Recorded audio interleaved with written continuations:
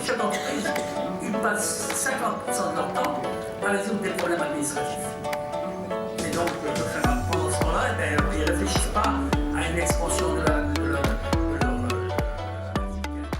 Donc l'objectif de cette rencontre, c'était d'essayer de porter un regard différent, original sur cette problématique du modèle de développement que le Maroc va être amené à réviser. Quand je dis original, c'est-à-dire nous sommes dans un contexte où le débat public a été lancé quand même il y a plus d'1 an et demi. Tout le monde, tous les acteurs s'en sont saisis et c'est une chose très positive.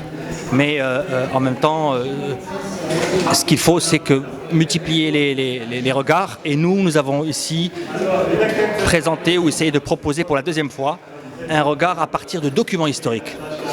Ça veut dire quoi? Ça veut dire tout simplement qu'on a essayé on a saisi l'occasion de la coïncidence de l'année 2019 avec le 50e anniversaire de la création des plus grosses institutions phares du développement économique du Maroc, Banque El Maghreb, la BNDE, la BMCE et évidemment la CDG, mais aussi la Samir, la Somaca, Berlier, Maroc, toutes ces entreprises qui ont été créées après l'indépendance et qui symbolisaient une étape, enfin la première étape du développement du Maroc, la première phase, on va dire, du développement. Et donc on s'est saisi de cette occasion et on a essayé de travailler sur deux documents. Un document dans lequel, en gros, Feu Abdelrahim Bouhabid présente, on va dire, la note de cadrage de ce que devait être le plan quinquennal en 59 devant le Conseil supérieur du plan, un document qui fait une vingtaine de pages et qui est d'une actualité incroyable aujourd'hui, en tout cas qui fait écho dans les thématiques, notamment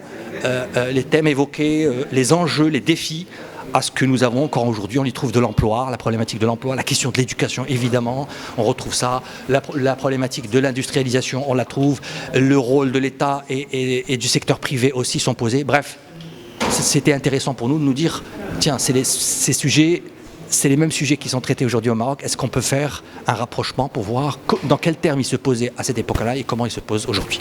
C'était ça en fait l'ambition à partir de ce document. Et le deuxième document, c'était le document de création de la Banque du Maroc, la Banque d'État du Maroc, donc la création du dirham marocain aussi, qui symbolisait évidemment la souveraineté monétaire après la souveraineté politique qui a été recouvrée en 1956 après l'indépendance. Donc voilà, deux documents qu'on voulait rapprocher, qu'on voulait lire avec des lunettes d'aujourd'hui, mais aussi en essayant de les recontextualiser par rapport à l'époque.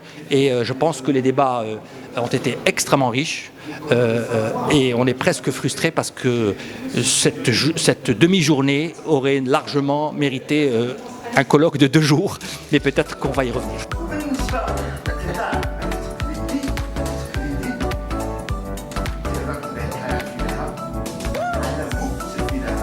La grande partie de la